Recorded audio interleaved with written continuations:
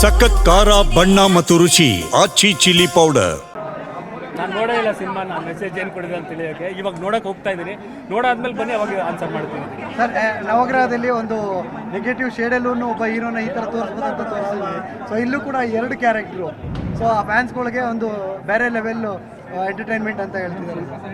ಅಂದರೆ ಯೂಶಲಿ ಏನಾಗುತ್ತೆ, ಒಬ್ಬ ಆ್ಯಕ್ಟ್ರಿಗೆ ಪಾಸಿಟಿವ್ ಕ್ಯಾರೆಕ್ಟ್ರಲ್ಲಿ ತುಂಬ ವೇರಿಯೇಷನ್ ತೋರ್ಸೋಕ್ಕಾಗಲ್ಲ, ನೆಗೆಟಿವ್ ಕ್ಯಾರೆಕ್ಟ್ರಲ್ಲೇ ತೋರ್ಸೋಕೆ ಇಷ್ಟ. ಆ್ಯಂಡ್ ದರ್ಶನ್ ಅವರು ತುಂಬ ಇಷ್ಟ ಇರೋದೇ ಅವ್ರಿಗೆ ನೆಗೆಟಿವ್ ಕ್ಯಾರೆಕ್ಟರ್ ಪ್ಲೇ ಮಾಡಬೇಕಂತ.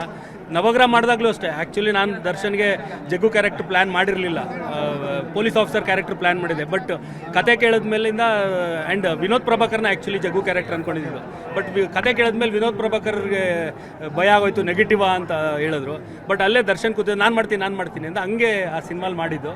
ಆ್ಯಂಡ್ ಗೊತ್ತಿತ್ತು ಅವ್ನು ಅಲ್ಲ ಕ್ಯಾರಿ ಅಲ್ಲ, ತುಂಬ ಚೆನ್ನಾಗಿ ಆ್ಯಕ್ಟ್ ಮಾಡ್ತಾನೆ ಅನ್ನೋದು ಗೊತ್ತಿತ್ತು. ಅವ್ನ ಲೈಫ್ನೇ ಡೆಡಿಕೇಟ್ ಮಾಡಿರೋದು ಆ್ಯಕ್ಟಿಂಗೆ. ಸೊ ತುಂಬ ಚೆನ್ನಾಗಿ ಮಾಡ್ತಾನೆ. ಸೊ ನಿಮ್ಗೆ ಬಂದಿರೋ ಮಾಹಿತಿ ಪ್ರಕಾರ ಡೆವಿಲ್ ಧನುಷ್ ಯಾವ ಪಾತ್ರ ಅಭಿಮಾನಿಗಳನ್ನ ಹೆಚ್ಚು ಎಂಟರ್ಟೈನ್ಮೆಂಟ್ ಮಾಡಿದೆ ಅಂತ?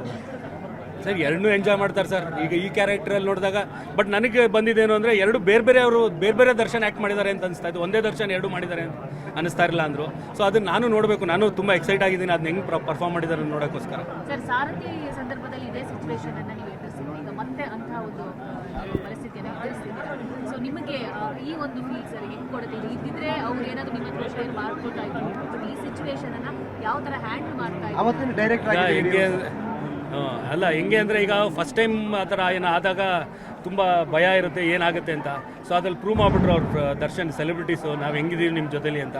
ಸೊ ಅಷ್ಟೇನು ಭಯ ಆಗಲ್ಲ, ಈಗ ರೂಢಿ ಆಗೋಗಿದೆ. ಸೊ ಫ್ಯಾನ್ಸ್ಗಳನ್ನೆಲ್ಲ ಭೇಟಿ ಮಾಡಿ ಅವರ ಅನುಪಸ್ಥಿತಿಯಲ್ಲಿ ಪ್ರಮೋಷನ್ ನಿಮ್ಗೆ ಎಷ್ಟು ಚಾಲೆಂಜಿಂಗ್ ಆಗಿತ್ತು ಅಂತ? ಅದೇ ನೋಡಿ ಯೂನಿಕು. ಯೂಶ್ವಲಿ ನಾವು ಸಾರಥಿಲಿ ನಾವೇ ನಿಂತಿದ್ವಿ ಪ್ರಮೋಷನ್ ಮಾಡೋಕ್ಕೆ.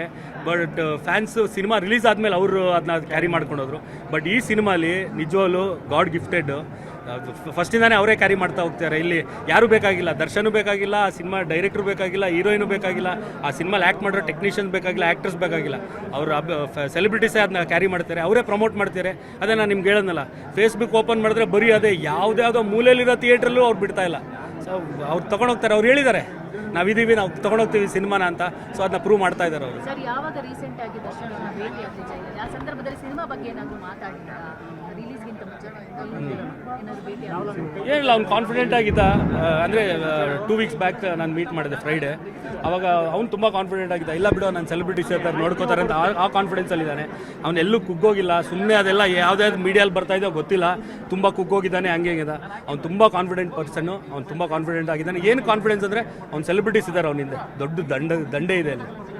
ದುಬೈ ರೀಚ್ ಬಗ್ಗೆ ಏನಾದರೂ ಹೇಳ್ತೀರಾ ಸರ್? ಒಂದು 22 ಬೇರೆ ಬೇರೆ ದೇಶಗಳು ಸ್ಕ್ರೀನ್ಗಳಲ್ಲಿ ಹಾಕಿದ್ದಾರೆ ದುಬೈಯಲ್ಲಿ, ಏನಾದರೂ ಹೇಳ್ತೀರಾ? ಗೊತ್ತಿಲ್ಲ ನಂಗೆ, ನೀವು ಹೇಳಿದ್ಮೇಲೆ ನನಗೆ ಗೊತ್ತಾಗ್ತಿರೋದು. ಪ್ರಕಾಶ್ ಅವ್ರ ಹತ್ರ ಇದ್ರ ಬಗ್ಗೆ ನಾನು ಮಾತಾಡಿಲ್ಲ. ಇವತ್ತು ಈವ್ನಿಂಗ್ ಸಿಗ್ತಾ ಇದ್ದಾರೆ, ಅವಾಗೆಲ್ಲ ಫುಲ್ ಡೀಟೇಲ್ ತಿಳ್ಕೊತೀನಿ, ಆಮೇಲಿಂದ ಬೇಕಾದ್ರೆ ಅದ್ರ ಬಗ್ಗೆ ಎಲ್ಲ ಆನ್ಸರ್ ಮಾಡ್ಬೋದು. ದರ್ಶನ್ ಅವ್ರ ಪರವಾಗಿ ಡೆವಿಲ್ ಸಿನಿಮಾನ ನೋಡ್ತಿರುವಂಥವ್ರ ಅಭಿಮಾನಿಗಳಿಗೆ ಏನು ಹೇಳ್ತೀರಾ ಸರ್? ಏನಿಲ್ಲ, ಈಗ 2 ಕೈ ನೆತ್ತಿ ಕೈ ಮುಗಿಬೇಕಷ್ಟೇ ಅವ್ರು ಮಾಡ್ತಿರೋ ಈ ಸಪೋರ್ಟ್ಗೆ. ಆ್ಯಂಡ್ ತುಂಬ ಥ್ಯಾಂಕ್ಸ್. ಆ್ಯಂಡ್ ನೀವೆಲ್ಲ ಹೇಳಿದ್ರಿ ನಾವು ಕ್ಯಾರಿ ಮಾಡ್ತೀವಿ ಸಿನಿಮಾನ ಅಂತ, ಮಾಡ್ತಾ ಇದ್ದೀರಾ. ತುಂಬ ಖುಷಿ ಆಗ್ತಾ ಇದೆ ನಿಮ್ಮ ಸಪೋರ್ಟ್ ನೋಡ್ತಾ. ಸರ್, ಈಗ ನಿಮ್ಮ ಆಬ್ಸೆನ್ಸಲ್ಲಿ ಅಂದರೆ ದರ್ಶನ್ ಅವರ ಆಬ್ಸೆನ್ಸಲ್ಲಿ ನೀವೆಲ್ಲ ಕಡೆ ಹೋಗ್ತಾ ಇದ್ದೀರಿ, ಇಲ್ಲಿ ಬಂದಿದ್ದೀರಾ, ನೆಕ್ಸ್ಟ್ ಯಾವೆಲ್ಲ ಥಿಯೇಟರ್ಗೆ ಹೋಗ್ತಾ ಇದ್ದೀರಿ ಅಂದರೆ ಫ್ಯಾನ್ಸ್ಗಳು ಒಂದಿಷ್ಟು ಜನ ಕಾಯ್ತಾ ಇದ್ದಾರೆ, ಅವರಿಗೆ ಹೇಳೋದು?